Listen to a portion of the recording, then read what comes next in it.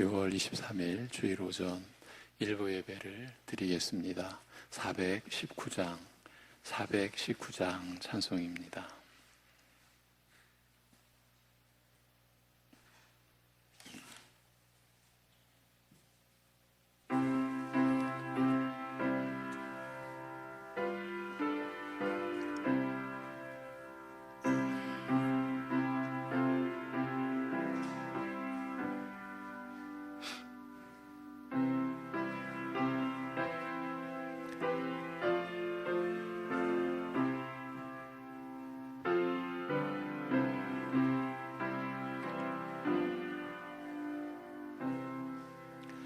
주 날개미 내가 편안히 쉬네. 밤 깊고 비바람 불어쳐도 아버지께서 날 지켜주시니 거기서 편안히 쉬리로다. 주 날개미 평안하다. 그 사랑 끈을 자니뇨. 주 날개미 내 쉬는 영원히 거기서 살리. 주 날개미 나의 피난처 되니 거기서 쉬기를 원하노라. 세상이 나를 위롭지 못하나 거기서 평화를 누리리라. 주 날개미 평안하다. 그 사랑 끈을 자니뇨. 주 날개미 내 쉬는 영혼 거기서 살리. 주 날개미 참된 기쁨이 있네. 고달픈 세상 길 가는 동안 나 거기 숨어 돌보심을 받고 영원한 안식을 얻으리라. 주 날개미 평안하다. 그 사랑 끈을 자니뇨. 주 날개미 내 쉬는 영원히 거기서 살리.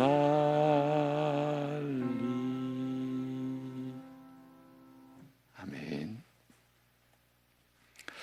이제 우리 함께 사도신경으로 신앙 고백 드리겠습니다.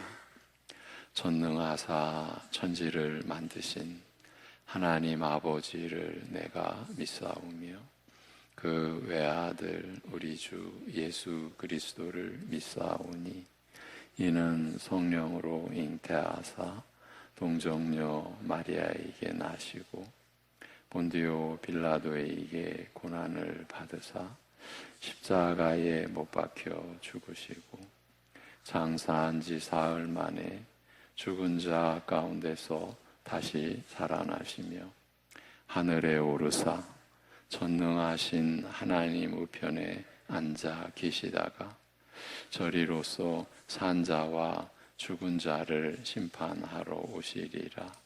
성령을 믿사오며 거룩한 공회와 성도가 서로 교통하는 것과 죄를 사하여 주시는 것과 몸이 다시 사는 것과 영원히 사는 것을 믿사옵나이다.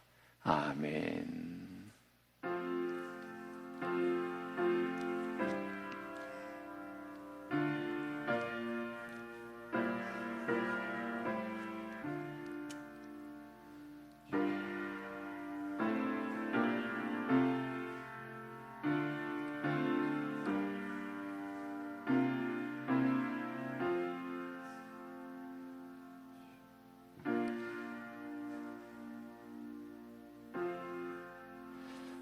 세 계명을 너희에게 주노니 서로 사랑하라. 내가 너희를 사랑한 것 같이 너희도 서로 사랑하라.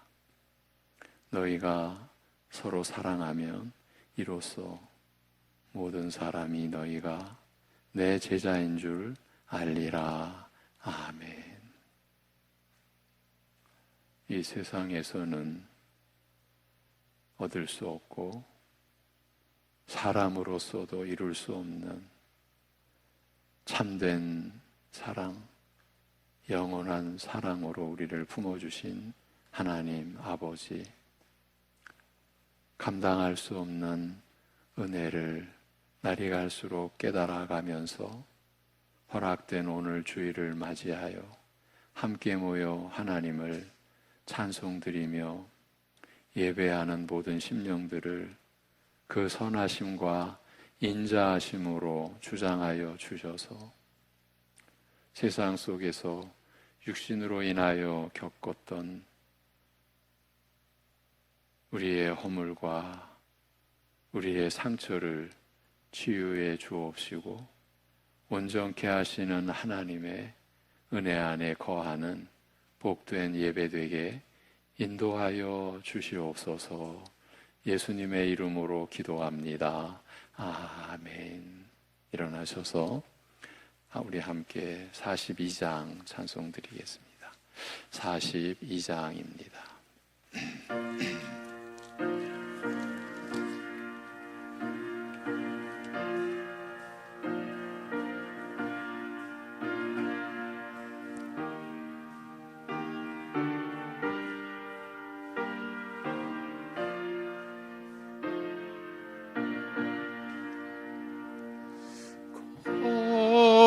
거룩한 주님께 예배를 드리세. 무릎을 꿇고서 영광 돌려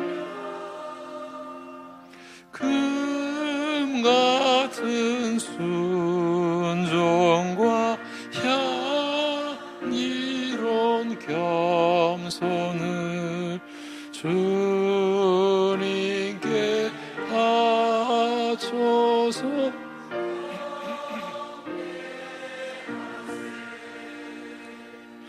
주 앞에 나서가서 겸손히 행하면 주 너를 언제나 돌보시.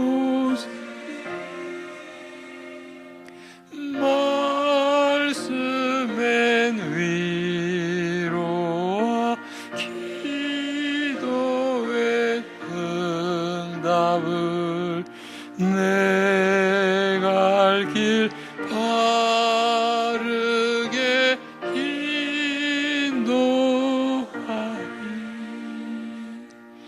주 앞에 설 때에 두려워 말아라. 가난한 우리를 도우시 보배로운 진리와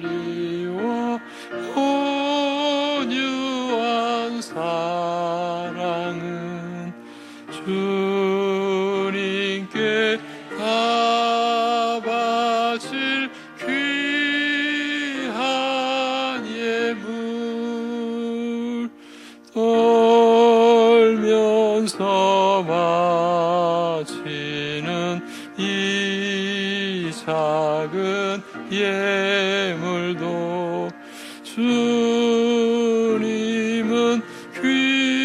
귀하게 받으시리.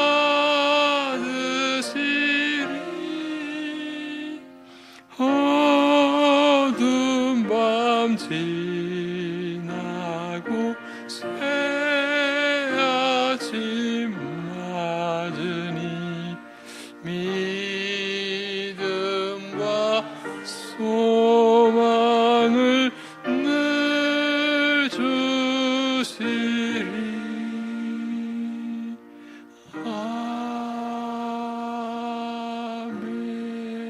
아멘. 교동문 77번 요한복음 3장 말씀입니다. 하나님이 세상을 이처럼 사랑하사 독생자를 주셨으니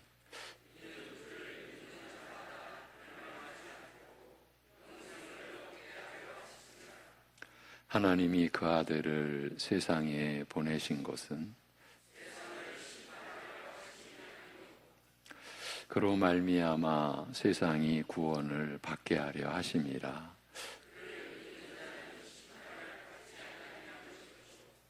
믿지 아니하는 자는 하나님의 독생자의 이름을 믿지 아니하므로 그 정죄는 이것이니 곧 빛이 세상에 왔으되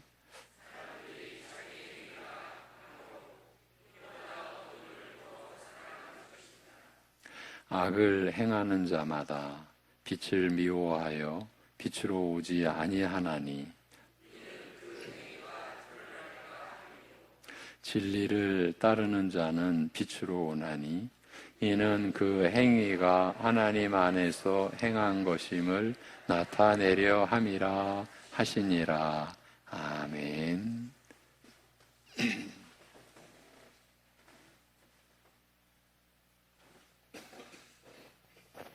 하나님 아버지, 우리의 힘과 능력과 지혜와 그 무엇으로도 결코 이루어낼 수 없고 얻어낼 수 없는 구원과 죄 용서함의 은혜를 예수 그리스도의 십자가의 구속의 은혜 안에서 누리게 하시니 감사드립니다.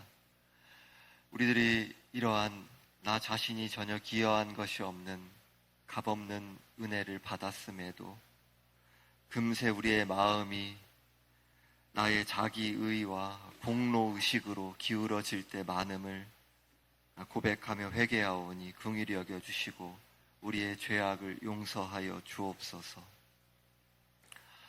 하나님 아버지, 오직 겸손하게 주님을 의지하며 일상의 삶의 자리 가운데서 말씀 붙들고 순종하기를 힘쓰는 우리의 삶이 될 수 있도록 은혜 베풀어 주옵소서. 성도님들의 삶 가운데 고난과 여러 아픔과 삶의 압력과 질병들 여러 가지 문제들이 있습니다. 모든 것 아시는 주님께서 살펴주시고 돌보아 주시며 위로하여 주시는 은혜를 누려갈 수 있도록 붙들어 주옵소서. 성도님들의 그 모든 상황을 뛰어넘는 하나님의 평강과 기쁨이 그 성도님들의 심령을 주장하는 은혜를 입게 하여 주옵소서.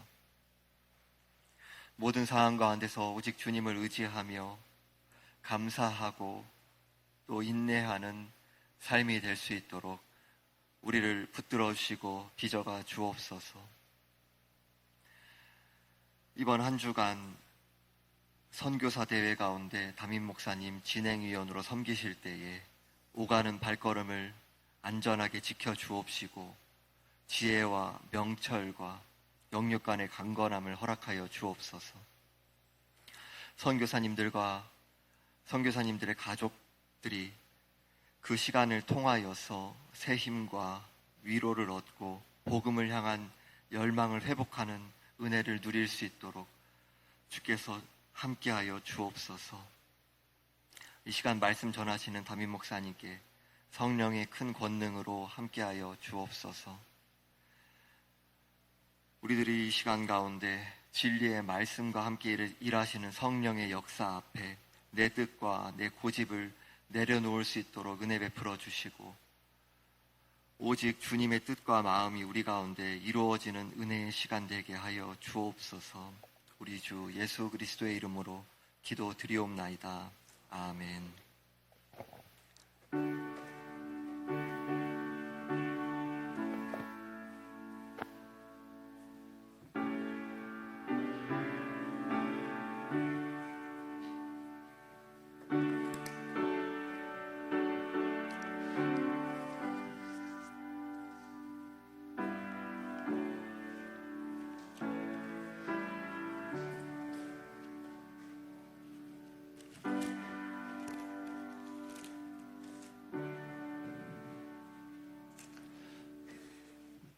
이어지는 찬송은 486장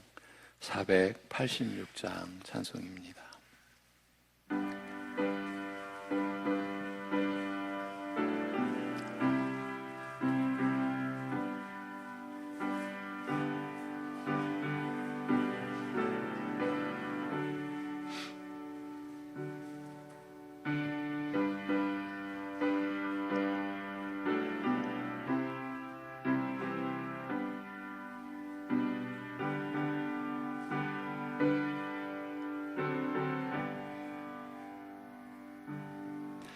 이 세상에 근심된 일이 많고 참 평안을 몰랐구나. 내 주 예수 날 사랑 부르시니 곧 평안이 시리로다. 주 예수의 구원의 은혜로다. 참 기쁘고 즐겁구나. 그 은혜를 영원히 누리겠네. 곧 평안이 시리로다. 이 세상에 공고한 일이 많고 참 쉬는 날 없었구나. 내 주 예수 날 사랑하시오니 곧 평안이 시리로다.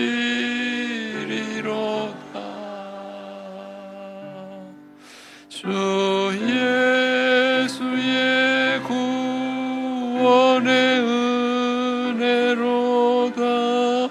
참 기쁘고 즐겁구나. 그 은혜를 영원히 누리겠네. 곧 평안이 시리로다.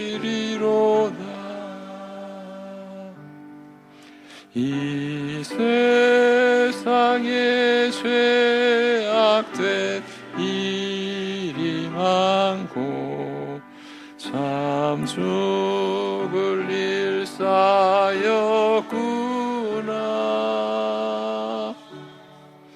내 주 예수 날 건져 주시오니 곧 평안이 시리로다. 주 예수의 구원의 은혜로다. 참 기쁘고 즐겁구나.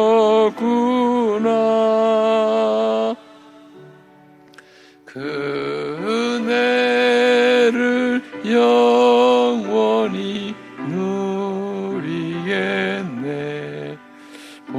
평안히 쉬리로다.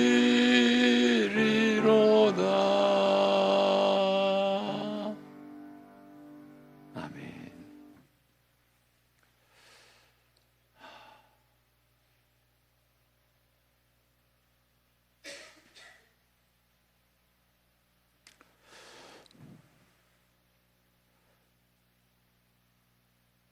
하늘과 땅을 지을 때에 보이지 않는 세계도 지으시고 그 모든 것을 홀로 주관하시며 스스로 세우신 역사의 목적을 홀로 이루어 가시는 우리 아버지 하나님, 그 전지전능하심의 권능과 권세와 어미로우심을 무지하고 연약한 우리들로서는 느낄 수도 알지도 못하는 그러한 저희들에게 그 하나님의 영광 앞에 나올 수 있게 하셔서 우리의 죄를 사해 주시고 영원한 생명을 주시고 영원한 하나님 나라를 홀로 성취해 가시며 그 나라의 백성으로, 아니 하나님의 자녀로 우리를 세우신 그 은혜와 사랑을 누리며 살게 하여 주신 이 모든 것을 감사드립니다. 하나님을 예배드리며 우리가 하나님 앞에 구별된 물질을 11조로 감사의 고백으로 또 선교와 건축의 제목과 성미와 이렇게 주일 감사 예물을 우리가 올려드리는 이 믿음의 행위와 이 믿음의 고백 이 자체도 하나님께서 우리에게 주신 은혜의 열매요, 우리의 마음이 차원함으로 하나님을 섬기고자 하는 마음을 갖도록 하신 것도 하나님의 은혜임을 우리가 더 바로 알아가기에 그러한 마음과 믿음으로 이 시간 예물을 올려드린 모든 손길들, 그 심령들을 주님께서 붙들어 주셔서 이 어두운 세상길 가는 동안 우리의 생명의 빛 되시고 진리의 빛 되신 주님을 따라가는 일생이 되게 하시고, 그러기에 우리에게 주어진 하루하루가 세상에 짓눌리는 그저 단순히 고난과 고통의 날들이 아니라 주님을 따라가는, 그래서 결코 죽지 않는 소망의 길이며 거짓되거나 헛된 길이 아니고 참된 진리의 길이며 바로 그 길이 우리를 살리고 우리와 함께하는 모든 이들을 살리는 생명의 길을 가는 것이기에 하루하루를 감사함으로, 그리고 주님 안에서의 세상이 줄 수 없는 위로와 그 기쁨의 삶이 사랑하는 성도들이 매일매일 누리며 살아가게 하여 주시옵소서. 그러기에 삶 속에서 우리를 사랑하신 말씀, 주님의 말씀, 그 사랑을 늘 일깨워주고 그 사랑의 길을, 그리고 그 사랑의 능력을, 그리고 그 사랑의 지혜를 입혀주시는 말씀을 늘 가까이, 더 가까이 할 수 있게 하여 주시옵시고, 또한 아무리 바쁘고 힘든 상황일지라도 주님의 이름을 부르는 기도의 자리, 기도의 시간을 마련하는 일에 지혜를 갖고 믿음의 선한 행위가 그렇게 말씀을 사모하고 기도에 열심을 내는 중심으로 나타날 수 있게 하여 주시옵소서.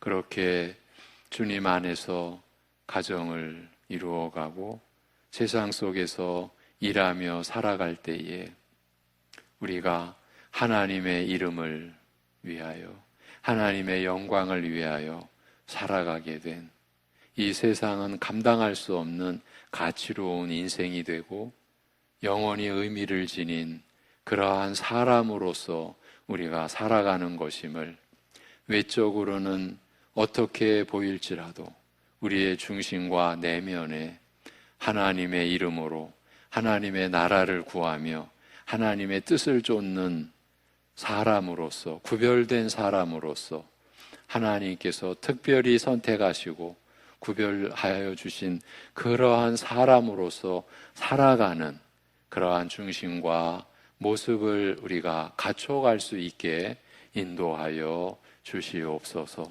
하나님 아버지, 어떤 어려움이 우리에게 닥쳐올지라도 영생을 이미 기업으로 상속받은 자들임을 우리 스스로 잊지 않고 우리가 하나님의 은혜와 사랑으로 그런 복된 인생을 살아가고 있음을 이 세상에 증거하고 나타낼 수 있는 그러한 삶의 한 사람 한 사람, 그러한 삶의 주인공들로 여기 예배하는 모든 심령들을 세워주시고 친히 인도하여 주시옵소서.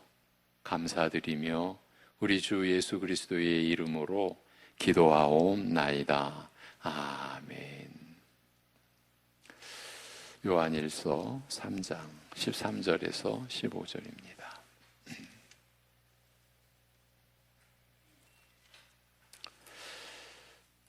요한일서 3장 13절에서 15절, 세상과 교회, 세상과 교회, 이 제목으로 우리가 말씀을 받을 것입니다. 형제들아, 세상이 너희를 미워하여도 이상히 여기지 말라. 우리는 형제를 사랑함으로 사망에서 옮겨 생명으로 들어간 줄을 알거니와 사랑하지 아니하는 자는 사망에 머물러 있느니라. 그 형제를 미워하는 자마다 살인하는 자니 살인하는 자마다 영생이 그 속에 거하지 아니하는 것을 너희가 아는 바라. 아멘. 여러분이 함께 합독해 주시겠습니다. 형제들아,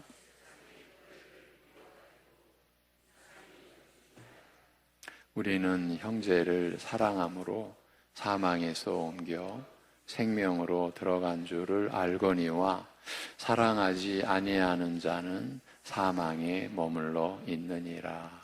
그 형제를 미워하는 자마다 살인하는 자니 살인하는 자마다 영생이 그 속에 거하지 아니하는 것을 너희가 아는 바라.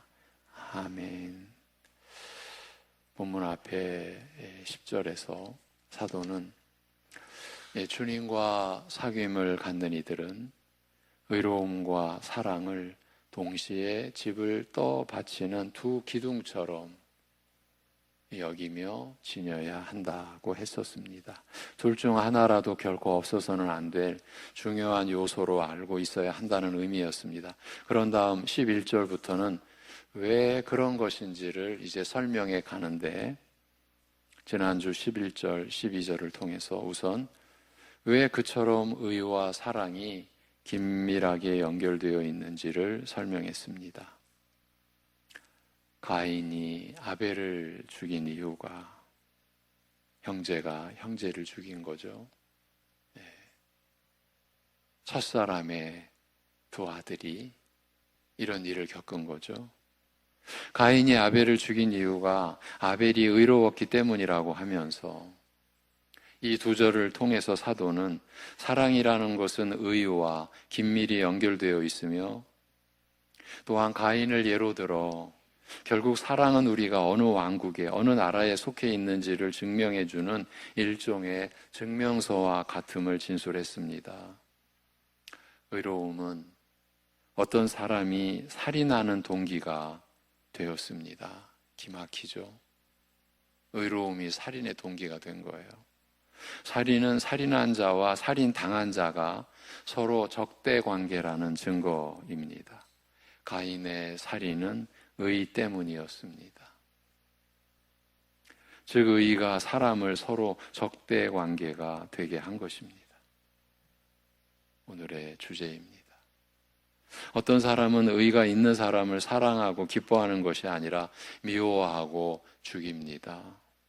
그처럼 의와 사랑은 특별히 인간을 두 부류로 나누는 증명서 역할을 하는 긴밀한 무엇이라는 의미였습니다. 이제 그런 다음 오늘 본문이 이어집니다. 형제들아, 세상이 너희를 미워하거든 이상히 여기지 말라고 말씀합니다. 이 말씀은 단순히 박해받는 성도를 위로하려는 의도만 있는 말씀이 아닙니다. 단순히 위로하고자 하는 그런 의도를 뛰어넘는 깊은 의미가 담겨 있습니다. 사랑과 의로움이 어떻게 긴밀한 관계가 있는지를 설명한 사도는 그것 때문에 세상이 두 나라로 나뉘어져 있음을 진술하려는 것입니다. 지금 여기서 사도 요한이 주장하는 바는 아벨에 대한 가인의 적대감은 교회와 성도에 대한 세상의 태도와 동일하다. 지금 그 얘기를 하는 겁니다. 아벨은 성도요, 가인은 세상이라는 말입니다. 하나님께 의인으로 인정받았던 아벨은 성도들의 표상이요, 그런 아벨을 죽였던, 의로움 때문에 죽였던 가인은 세상의 표상이라는 것입니다. 지금 요한 사도가, 이 사랑의 사도가 교회를 향하여, 성도들을 향하여 하나님의 심정으로 어떠한 지금 얘기를 하려는지 좀 느껴지시죠? 예. 지금 이 서신을 직접 받고 있는 초대교회의 교인들은 물론이고 오고 오는 교회 역사 동안 교회는 언제나 세상의 적으로 취급받고 있습니다. 세상은 단지 외형상으로 불신자들만을 의미하는 것이 아니고요. 세상은 불신자들만을 가리키는 것이 아니고요. 다윗을 죽이려 했던 사울처럼, 사울은 육신으로는 어디에 속해 있었습니까? 하나님 나라에 속해 있었습니다. 그 사울처럼 겉으로는 교회 안에 속해 있으면서도 하나님의 사람들을 미워하고 박해하는 자들을 포함합니다. 그들도 포함합니다. 이 점이 오늘의 중요한 요점입니다. 겉으로는 신앙적인 요소를 보이나 속은 육신의 정욕이라는 원리, 안목의 정욕이라는 원리, 이생의 자랑이라는 원리들로 채우고 있는 자들을 세상이라 부릅니다. 그런 자들이 너희를 미워하거든 이상히 여기지 말라는 말씀은 박해받는 성도들을 위로하는 동시에 사도 요한이 여기서 강조하고 있는 것은 그것으로 세상이 둘로 나뉘어져 있음을 알라는 그 말입니다. 쉽게 말하면 아벨파와 가인파로 나뉘어져 있다는 말입니다. 이 세상이. 사도는 가인과 아벨 사건을 세상과 교회의 전례요 축소판이라고 하는 것입니다. 세상이 교인들을 미워하는 것은 가인이 아벨을 죽인 일과 똑같은 일이라는 말입니다. 가인이 아벨을 죽인 사건은 단지 인류 초창기에 있었던 한 살인 사건에 지나지 않고 교회와 세상 간의 관계, 즉 인류는 보이지 않는 국경선에 의해 두 왕국으로, 두 나라로 나뉘어져 있음을 보여주는 예표적인 사건이라는 말입니다. 성경의 기록, 시작부터 창세기 초두부터 바로 이 세상의 실태와 그 실체를 이렇게 하나님께서는 보여주신 것이에요. 그러니 교인들이, 신자들이 세상에서 대접받기를 바라는 것 자체가 이상한 일이라는 말입니다. 어찌 적군을 좋게 대해 주겠습니까? 세상은 교회를 비웃고 조롱하며 미워하고 죽이는 것을 자기들의 본분으로 삼고 있는 자들입니다. 온 세상 사람들을 둘로 나눈다고 하면 그와 같이 서로 적대할 수밖에 없는 두 나라로 나뉠 수 있다는 말입니다.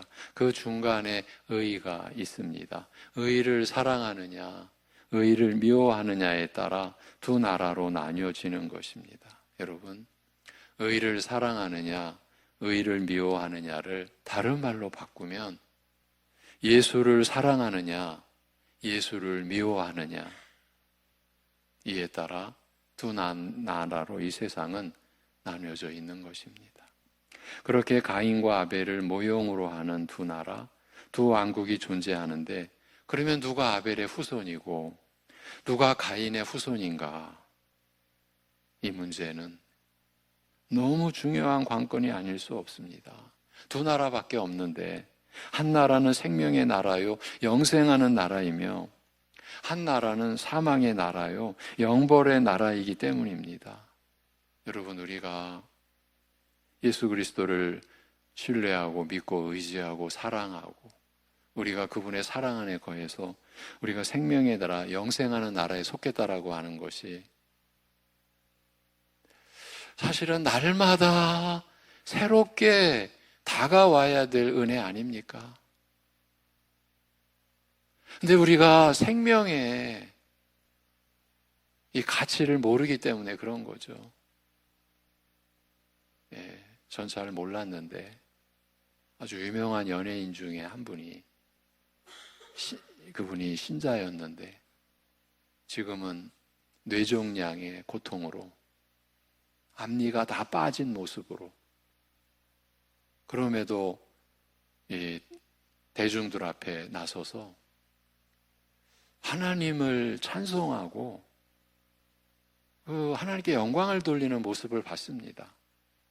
그런데 그 강단에 서 있는, 저는 그냥 사진만 봤어요. 강단에 서 있는 목회자도 여러분이 아시는 연예인이었더라고요, 남자분이. 근데 그분도 또 폐, 섬유, 어떤 그 희귀한 질환으로 자신이 가던 길을 못 가는 정도가 아니라 죽음의 그 목전에 이르렀다가 회생하여 아마 그래서 목회자가 되신 것 같습니다. 그런데 뭐 다 아시니까 성함을 얘기해도 되겠죠. 윤석화 씨라고. 근데 그분이, 제가 그분의 그 고백, 제가 내 발로 걸어서 화장실을 갈 수 있다라는 것이 이렇게 고마운 일인 줄을 몰랐습니다. 저나 여기 계신 우리 두 발로 화장실 걸은 거에 대해서 우리가 한 번이라도 감사한 적이 있을까요? 그렇게 절절하게. 그런데 그분이, 그 한 성도가, 내가 두 발로 화장실에 가는 것이 이렇게 귀한 일이고 고마운 일인지를 몰랐습니다. 모든 사람들에게는 아무 일도 아닌데 저에게는 이게 아무 일이 아니고 너무 감사한 일이었다라는 고백 아니었겠습니까? 여러분, 우리가 예수님을 믿는다라는 것이 얼마나 놀라운 일인가. 이 요한 사도가 기록한 요한복음서 1장에서 그 이름을 영접하는 자, 그 그를 믿는 자, 예수를 믿는 자는 곧바로 어떠한 그 은혜가 주어집니까? 하나님의 자녀가 되는 권세가 주어졌다. 아니, 예수를 믿는 게 도대체 뭡니까? 그런데 하나님의 자녀가 된다니요. 우리가 예배를 드리며 하나님의 말씀을 우리가 받습니다. 이 말씀이 우리에게 어떤 의미입니까? 어떤 가치입니까?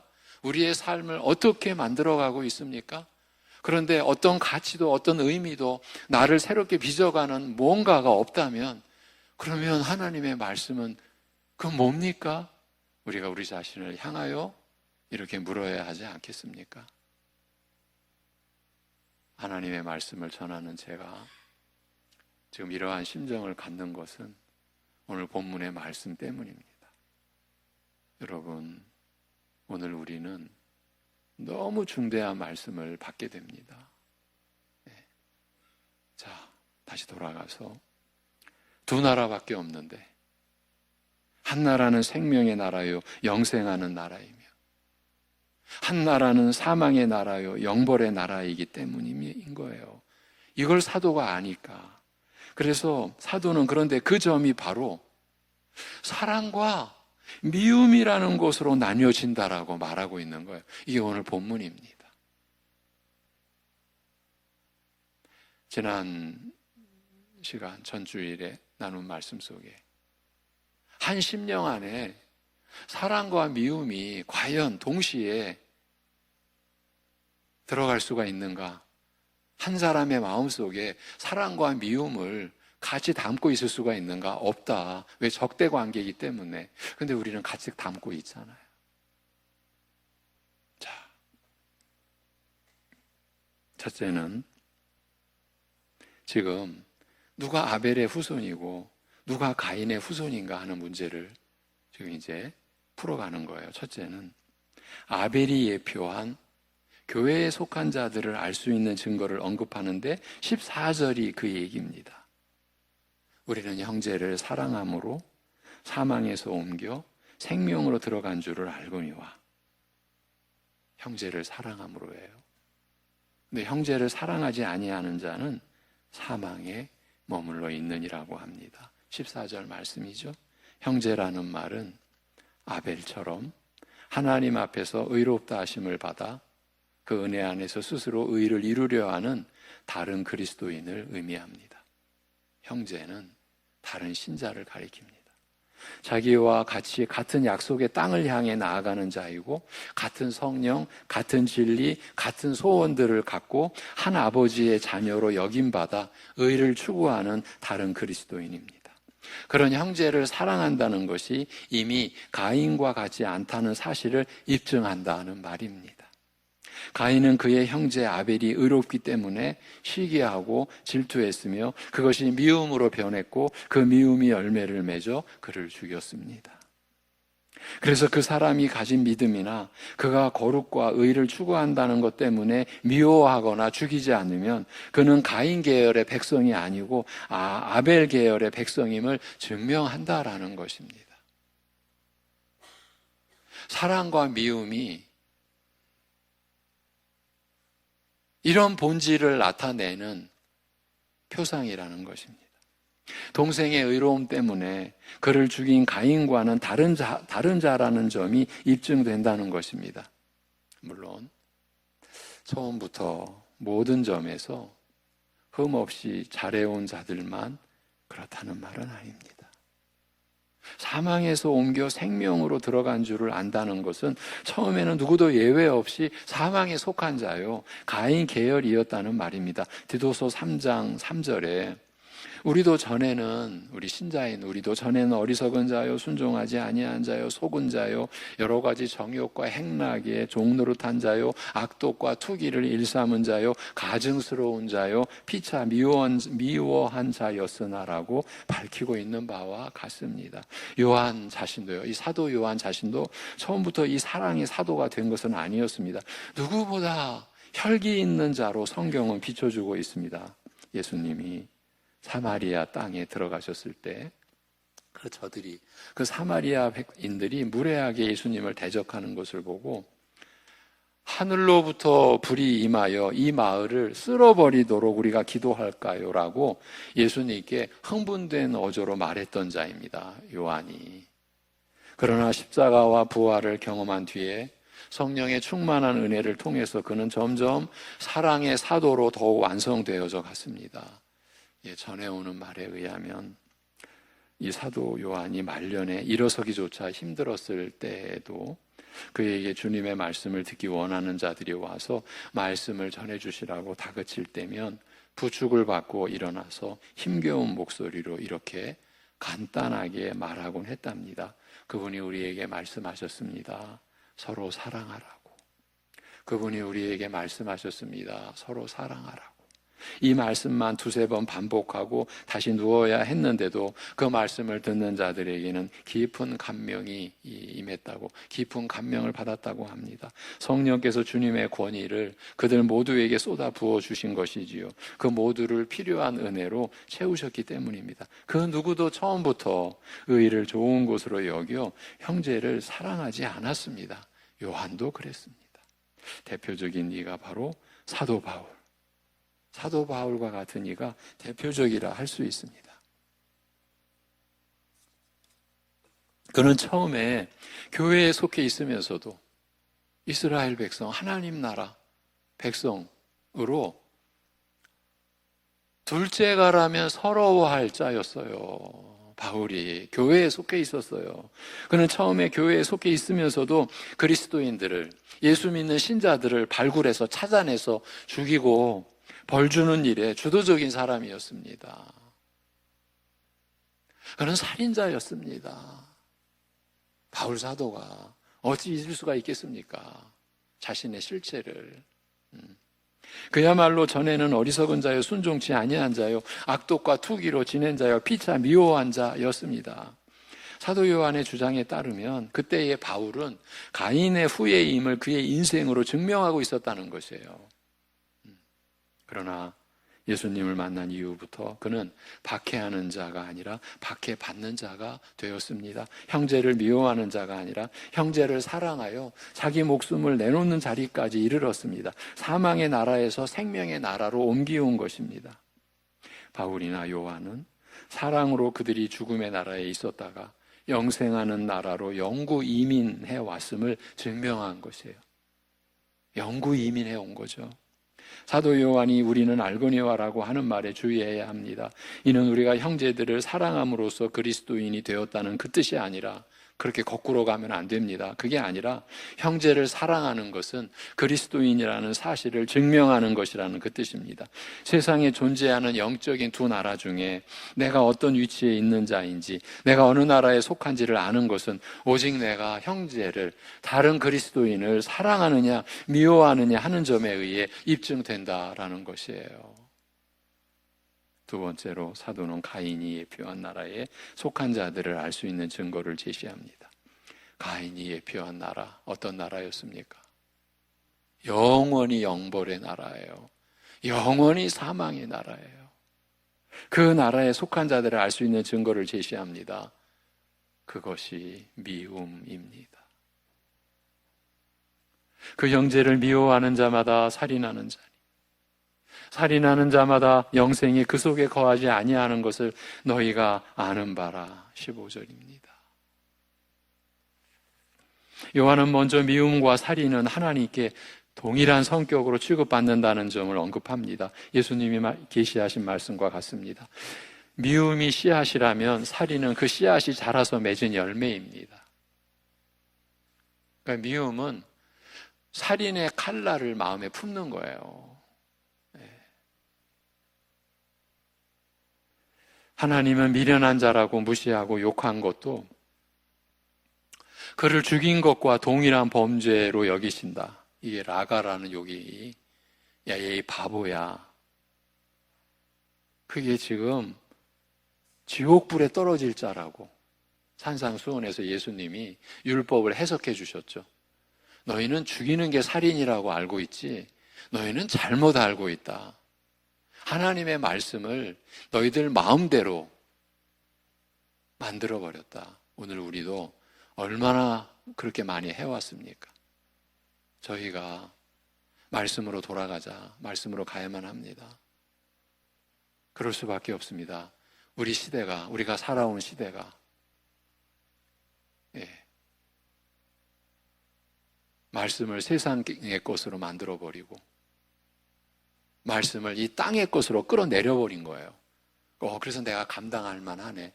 율법을 내가 감당할 만하네. 그게 구약의 멸망의 원인이었어요.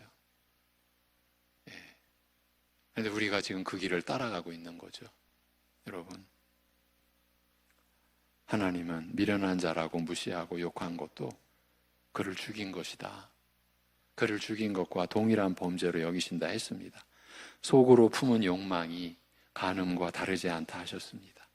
하나님께서는 몸과 마음을 다 중히 여기시며 특별히 사람이 판단할 수 없는 심령에 이르기까지 깨끗할 것을 요구하셨기 때문입니다. 사도 요한은 그래서 형제를 미워하는 미움은 그 살인과 같음을 먼저 언급합니다. 하나님의 저울로는 미움이나 살인이나 다 같은 죄의 무게로 취급받는다는 것입니다. 형제를 미워하는 자는 형제를 죽이는 것과 동일한 처벌을 받을 것이라고 하나님의 법에 기록되어 있습니다. 그래서 형제를 미워한다는 것은 영생이 그 속에 거하지 않는다는 겁니다. 앞에서 형제를 정의해 드렸습니다. 다른 그리스도인을 미워한다, 다른 신자를 미워한다, 우리 한 교회 안에서 다른 교우를 미워한다는 것은 영생이 그 속에 거하지 않는다는 것입니다. 그것을 너희도 안다라고 지금 말씀합니다. 미움은 곧 그 사람이 가인 계열에 속한 자임을 증명한다는 말입니다.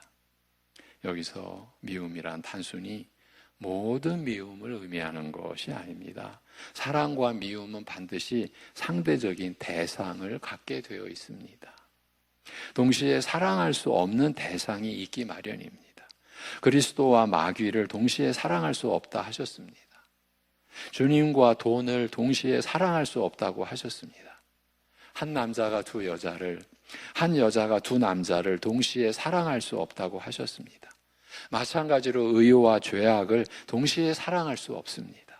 그래서 사도는 누가 형제를 미워하면 그 사람은 곧 가인 계열이며 영생이 그 속에 없으며 죽음에 속한 자임을 알 수 있다라고 하는 것입니다. 왜 그렇습니까?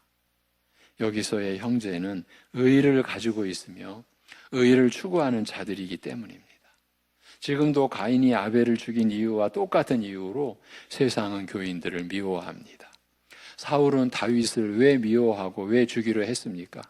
어떻게 사울이 다윗을 대하며 그를 시기하고 질투하며 악하게 대하면서 쫓아내려고 했는가를 아실 것입니다. 또 선지자들, 민족을 구하려고 하던 하나님의 사람들이 어떤 대접을 받았는지 보시기 바랍니다. 스데반은 유대인들에게 왜 돌 맞아 죽었습니까? 저들이 의로웠기 때문입니다. 의 때문에 그런 핍박과 죽임까지 당한 것입니다. 이 세상의 어느 곳에서든지 여러분은 저들의 이러한 태도나 자세를 볼 수 있습니다. 무엇보다 우리 주님을, 우리를 위해 죽으시기까지 하신 주님을 보시기 바랍니다. 주님은 하나님의 아들로서 성육신 하셨습니다. 육신 안에 영원한 생명을 소유하신 분이셨으며 죄인을 사랑하사, 죄인이라면 원수였거든요. 대적하는 무리들이에요. 그 죄인을 사랑하사 자기 생명을 주려고 하셨으며 무엇보다 의의 본질이셨습니다. 그는 누구도 해할 의사가 없었으며 잘못된 행동이나 조그마한 실수조차 없으셨습니다. 오직 사람들을 죄에서 구원하시려고 모든 생을 다 바치셨을 뿐입니다. 그런데 세상이 그분을 어떻게 경멸하였습니까? 세상 법정에서 사형수로 인정될 만한 강팍하고 파렴치한 죄인 바라바는 살려줄지언정 의와 사랑으로 오신 예수님은 못 박아 죽이라고 소리치던 자들이 아닙니까? 채찍질하고 침뱉으며 능멸하며 죽이지 않았습니까? 저들을 구하기 위해 오셨던 하나님의 아들을 세상은 못 박아 죽였던 것입니다. 온전한 말씀을 전하여 주셨으며 선한 일만을 행하신 예수님을 이 세상은 미워했으며 특히 바리새인은 더욱 그랬습니다. 그 이유는 단지 그분이 너무 완벽하셨기 때문이었으며 그러한 분이 존재한다는 것 자체로 그들의 잘못된 부분을 정죄하고 그 마음을 찔리게 했기 때문이었습니다. 그래서 하나님의 뜻을 따르는 모든 자들은 이 세상으로부터 똑같은 반응을 얻게 될 것입니다. 사도 요한은 세상의 그와 같은 본질은 세상 끝날 때까지 그 두 나라와 두 백성은 결코 변하지 않을 원칙임을 밝히고 있습니다. 세상은 여러분이 나쁜 짓을 해야만 미워하는 것이 아닙니다. 아무 잘못이 없어도 미워하게 되어 있습니다. 왜냐하면 의를 인하여 서로 적대하는 나라가 되었기 때문입니다. 여러분, 세상이 그렇다고 여러분의 의를 포기하겠습니까? 우리가 의를 포기한다는 것은 예수님을 포기하는 것입니다. 예수님의 십자가 죽으심과 사흘 만에 부활하심을 여러분 포기하시겠습니까? 세상으로부터 대접받기 위해서, 세상과 화평하기 위해서 그러실 수 있겠습니까? 여러분, 하나님은 우리를 선택하셨습니다. 우리는 하나님의 은혜로 믿음을 받았습니다. 선물로. 그런데 그 믿음은 기계가 아닙니다.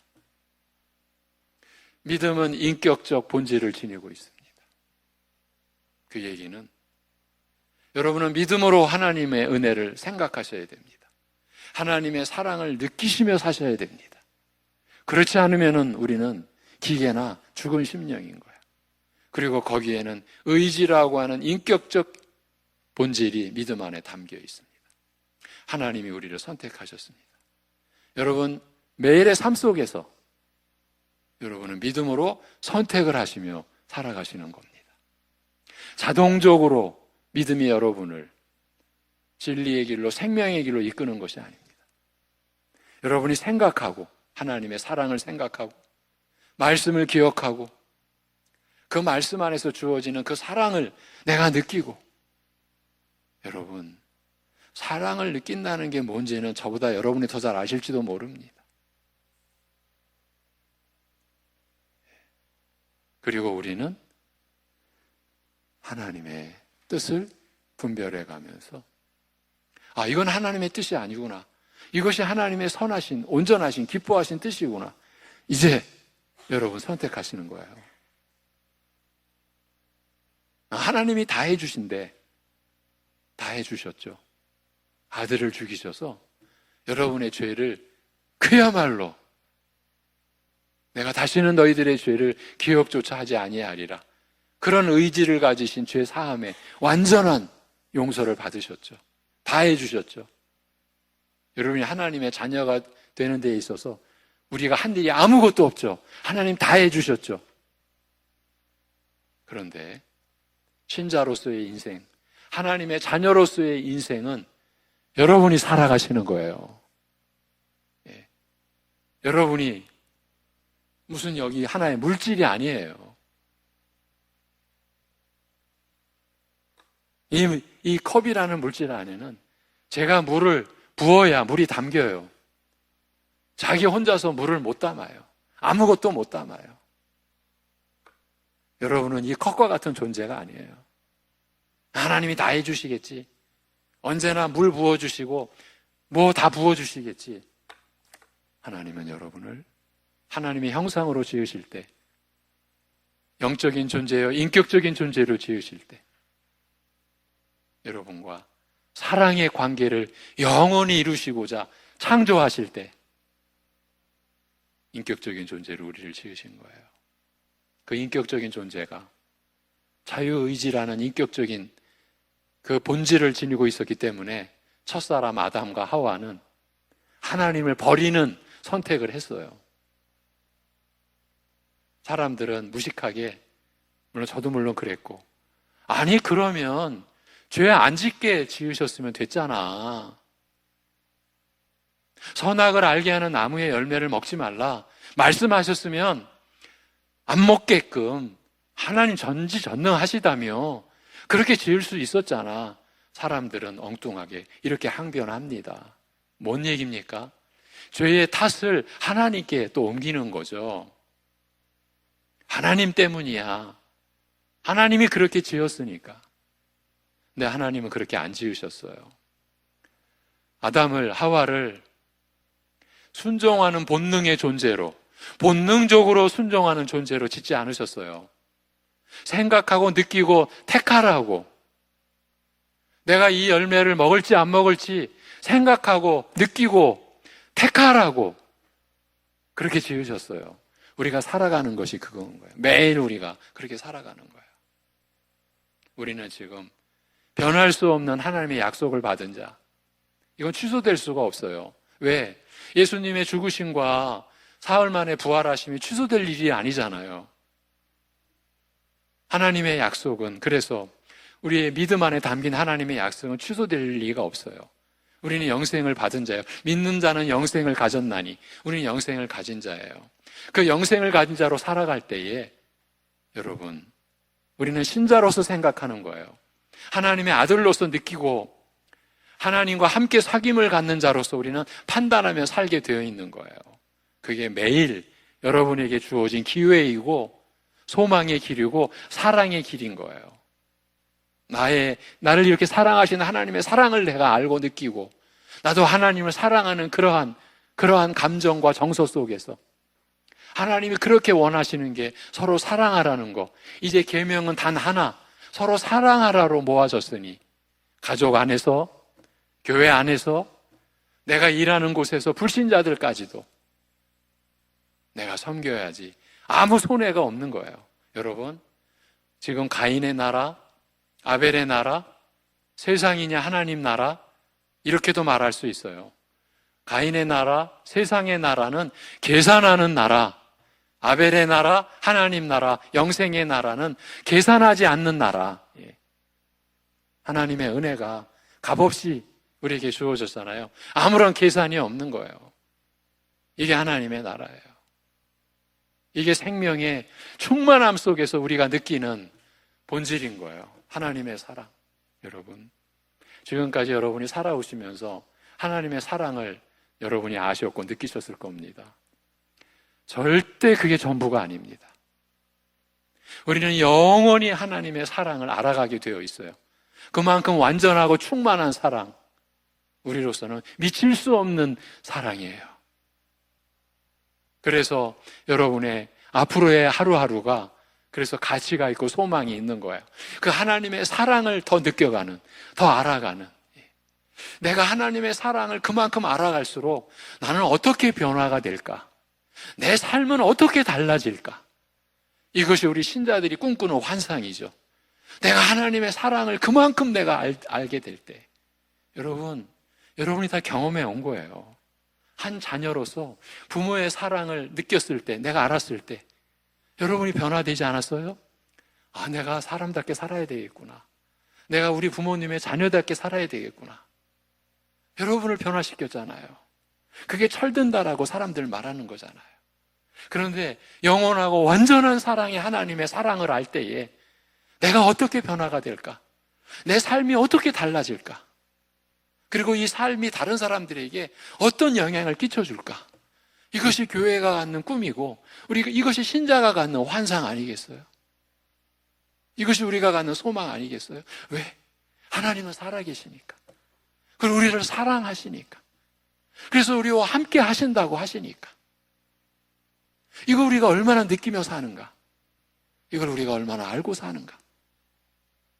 이것이 교회가 세상과 구별되는 그 참 내용 아니겠어요?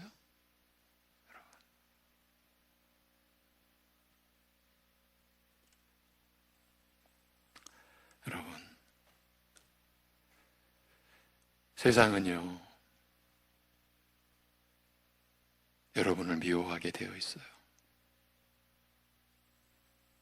의가 있다는 것만으로 여러분을 미워하고 증오하며 죽이려고 할 것이에요.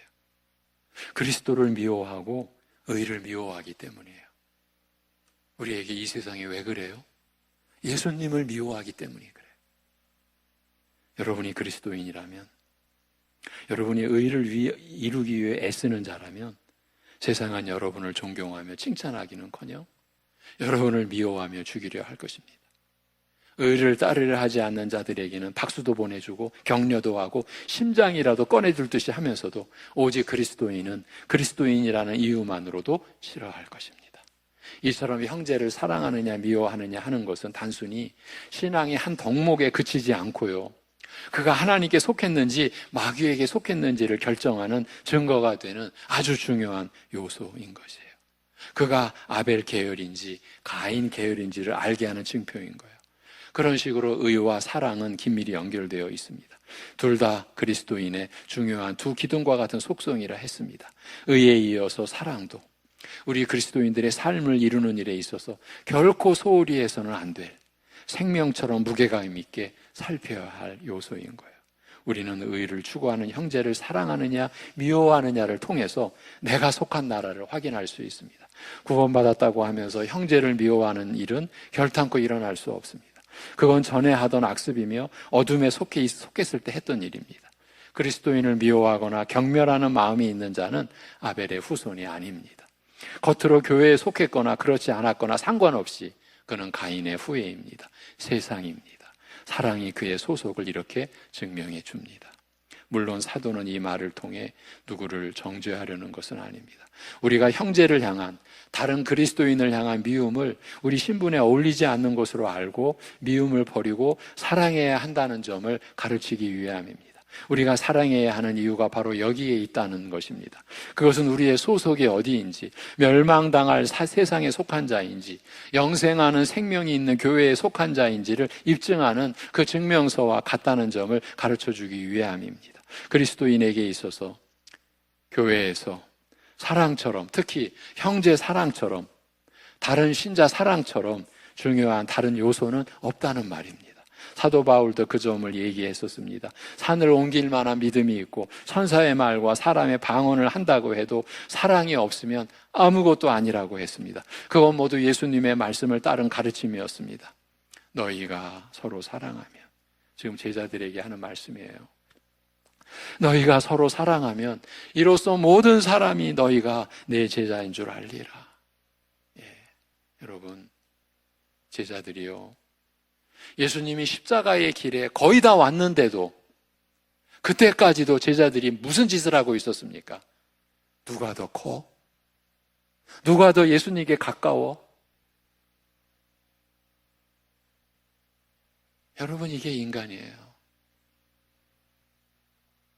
지금 예수님은 그 사랑하는 제자들을 이끄시고 지금 골고다 십자가 언덕에 거의 다 오셨어요. 그때까지도 제자들은 누가 더 커? 누가 더 예수님 앞에 가까이 가 있어? 누가 더 사랑받아? 그들을 향해서 너희가 서로 사랑하면, 그런 제자들을 향하여 너희가 서로 사랑하면 이로써 모든 사람이 너희가 내 제자인 줄 알리라고 하셨어요. 하나님의 나라에 속한 자는 모두가 다 정도의 차이는 있지만 바로 이 사랑이 나타나게 되어 있다는 말이에요. 사랑은 자기가 속한 계열이나 나라를 입증해주는 결정적인 증명성인 거예요. 그래서 모든 성도는, 모든 이 아벨 계열의 하나님 백성들은 의와 사랑을 자기 신앙을 떠받치는 결정적인 두 기둥으로 알고 그것을 든든히 세우려 하게 되어 있다는 것이에요. 그것이 주님과 사귐을 갖는 자들의 특성이라는 점을 이 노사도가 이렇게 우리에게 가르쳐주고 있는 그 내용이요, 이것이 하나님의 말씀인 것입니다. 기도하겠습니다. 하나님 아버지,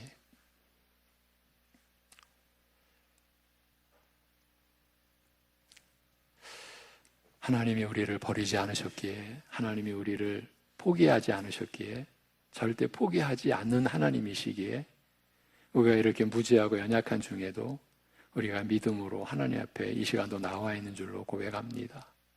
여전히 하나님의 말씀을 아는 일에 게으르고 하나님의 사랑을 느끼는 일에 있어서도 너무나 부족한데도 부족한 걸 모르고, 아니, 그 부족한 것이 어떤 우리에게 위험이고 어려움인지도 생각조차 하지 않으려고 하는 우리를 이렇게 오래 참으시고 긍휼히 여기시는 주님을 우리가 바라볼 수 있게 하여 주옵소서. 아버지 하나님, 미움과 사랑이 내가 지금 가인에 속했는지 아벨에 속했는지, 영벌의 나라에 내가 속한 자인지 영생의 나라에 속한 자인지를 구별해 주는 기준이라고 하는 이 무서운 말씀, 그러나 이 말씀이 결국은 우리를 세우시려는 사랑의 말씀이기에 이 말씀에 우리 모두가 붙들리게, 이 말씀을 품고 살게 하여 주옵소서. 하나님 아버지, 우리는 한 교회 안에서도 미움을 밥 먹듯이 했던 우리들임을 고백합니다. 벼락이 떨어지고 이 땅이 갈라져서 우리를 삼켜도 그렇게 하나님의 권위에 도전하고 하나님 나라의 질서를 그렇게 회파시켰어도 그렇게 우리를 저주하지 않으시고 심판하지 않으신 하나님의 은혜를 우리가 생각할 수 있게 하시고 기억할 수 있게 하시고 하나님의 우리를 향하신 영원한 사랑을 우리가 알아갈 수 있고, 그래서 그 사랑이 우리를 변화시키는 그러한 말과 행실과 성품이 바로 우리가 하나님이 기대하는 것이고 우리가 꿈꾸는 우리 자신임을 우리가 생각할 수 있는 은혜도 우리에게 허락하여 주시옵소서. 한 주간 있을 선교사들 위로하는 자리가 진정 하나님의 사랑이 임하고 하나님의 은혜가 임하는, 하나님의 위로가 임하는, 그래서 저들이 그야말로 하나님의 복음을 전하는, 자기들 목숨을 걸고 그 이방 땅에 가서 전하는 그 외로운 사역, 고독한 사역, 그러나 하나님이 함께 하시는 사역의 본질을 일깨움 받고 서로 위로가 되는 자리를 마련할 수 있게 은혜 베풀어 주시옵소서. 지난 주간에도 온갖 어려움과 위기 속에 우리 사랑하는 성도들 생명 지켜주시고 위험스러운 사고 속에서도 우리를 지켜주신 하나님의 은혜를 찬송합니다. 이 한 주간도 하나님 지켜주시고 그 생명 붙들어 주시고 살려주시고 은혜 베풀어 주시고 회복케 하여 주시옵소서. 우리 주 예수 그리스도의 이름으로 기도하옵나이다. 아멘. 414장 찬송입니다. 414장.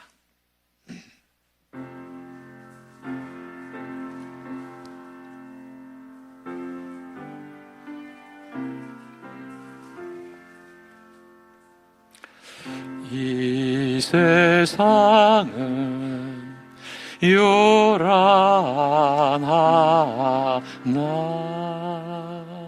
내 마음은 늘 변하다.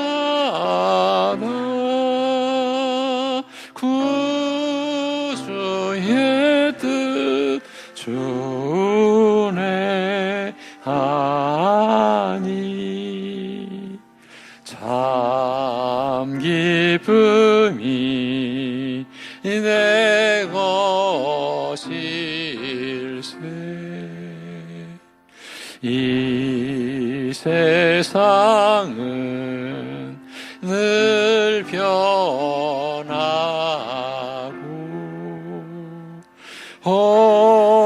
험악한 일 참 많으나 주님만 생각하니 참 기쁨이 내 것일세. 이 육신에는 못 볼 때에 신령한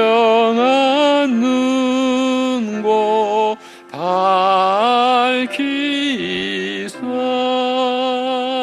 저 천성문 보게 하니 참 기쁨이 내 것일세. 내 마음과 내 영혼이 모든 욕심 다 버리고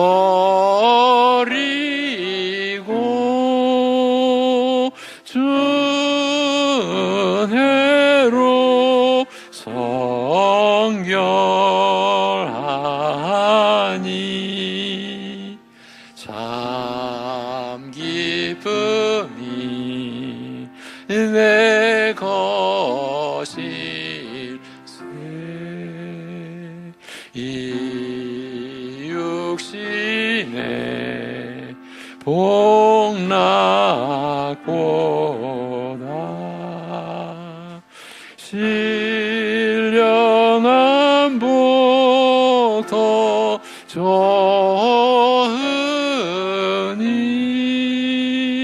내 맘 뜻 다하여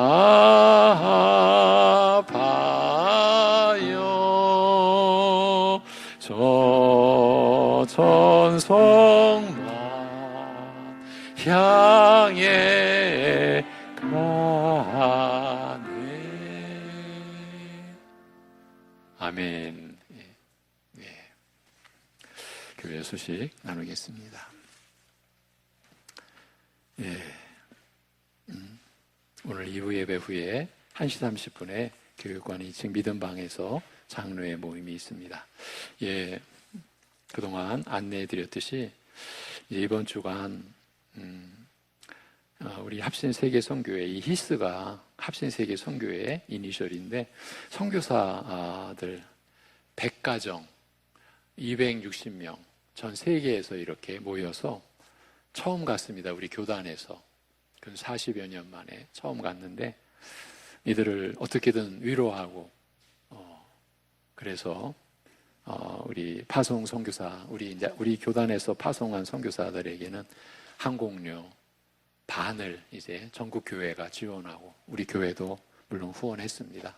힘 닿는 데까지 우리 교회도 후원했고, 또 저는 이제 여기 진행위원이라고 돼 있지만 우리 교회 차 가져가서 이제 운전 봉사하러 내려가는 거예요. 그 선교사님들 그리고 자녀들 이동하는 거. 제가 우리 선교회 이제 부회장으로 섬기는데 이제 우리 회장 또 이사장님들 앞에 나서고 또 우리 후배 목사님들 다 나서게 하고, 저는 나서는 일은 하나도 없어요. 가서 이제 차량 봉사하고 이제 부회장이니까 처음부터 끝까지 또 하루 먼저 가서 또 하루 뒤에 이렇게 돌아오는 일정으로 한 주간 여러분의 그 기도와 여러분의 헌신을 가지고 가서 열심히 섬기다가 오겠습니다. 우리 스타리아를 가지고 내려가니까 한 주간 교회 차량이 없어서 불편한 점 양해를 바랍니다. 물론 꼭 기도해 주시고요. 쉽지가 않은 일정입니다. 전국 교회가 함께했고 부산의 호산나 교회가 전적으로 헌신을 해서 이렇게 귀한 일정을 갖게 됐습니다. 우리 유치부 교사 할렐루야 찬양대 차량 운행 주일 2부 예배 전후 지금 신청들 하고 계시는데 관심과 기도를 가져주심에 감사합니다. 최태성 선교사 특수지역 선지동산 여러분 아시죠? 이제 제가 설명 안 드려도 제가 그래서 이번 그 선교사 대회 때문에 1년에 2번 가기로 한 일정을 이제 하반기에 한 번 가는 것으로 그렇게 축소할 수밖에 없었습니다. 지금도 열심히 그분들은 모이고 있고 일하고 있고, 그 지역 어딘지 아시죠? 그 어려움 속에서도 주님의 교회는 이루어져 가고 있습니다. 기도해 주시기 바랍니다. 우리 교회와 가정, 우리 민족과 나라를 위해 영유권에 연약한 교우들을 위해 우리가 서로 기도할 때, 여러분 지난주 우리가 홍미식 집사님을 위해서 집중 기도했습니다. 여러분 감사해요. 제가 새벽에도 금요 기도에도 수요 기도에도 잠깐씩 말씀을 드렸는데 정말 위급했어요. 우리 생명이라는 게요. 우리 홍미식 집사님 얼마나 건장합니까? 그런데 한순간에 무너져가는 거, 저는 또 이번에 목도했고, 우리 성도님도 경험했고, 그야말로 6시간 동안이나 의식을 잃은 상태에서 만약에 그의 심장에 어떤 위험이 있었으면요, 정말 감당할 수 없는, 그 가족도 너무 감사하게 여기고 우리 김은희 집사도 그렇고 여러분 함께 기도해 주셔서 감사합니다. 우리 홍민식 집사님 내일 퇴원합니다. 이제 그 몸에서 지혈이 된 거예요. 안에서 이 뇌출혈이, 이 지혈이 안 되면 어떻게 될 뻔했어요. 지혈이 됐어요. 그리고 빨리 그래서 이 관을 꽂았던 것을 제거했고, 그 관이 너무 폐에 붙어 있어서 호흡도 안 돼가지고 산소 호흡기로 꼼짝도 못하는 상황에서, 그런 상황에서 하나님께서 은혜를 베풀어 주셔서 어저께 통화할 때 자기도 신기해요. 매일매일 몸이 회복되는 게 느껴진대요. 이런 거구나. 몸이 회복되지는 게 느껴진다. 하나님의 은혜가 느껴진다는 거죠. 우리 홍미숙 권사님도 지금 5차 항암 치료를 이제 지난주에 했어요. 5차 항암 치료를 잘 감당하고 계십니다. 계속 같이 기도해 주시고요. 여러 우리 연약한 우리 지체들을 위해서 기도해 주시길 바랍니다. 우리 지난 주간 우리 신미철 권사님, 이광희 집사님, 어머니께서 별세하셨습니다. 교회가 기도해 주시고 위로해 주신 거에 대해서 감사해서 오늘 우리 이광희 집사님, 신미철 권사님 가정에서 떡으로 우리에게 감사의 인사를 해주시니까 받아가시면 되겠습니다. 요한복음 13장 34, 35절 묵상 구절입니다. 함께 읽고 제가 축도함으로 예배를 마치겠습니다. 요한복음 13장 34, 35절 다 같이 새 계명을 너희에게 주노니 서로 사랑하라. 내가 너희를 사랑한 것 같이 너희도 서로 사랑하라. 너희가 서로 사랑하면 이로써 모든 사람이 너희가 내 제자인 줄 알리라. 아멘.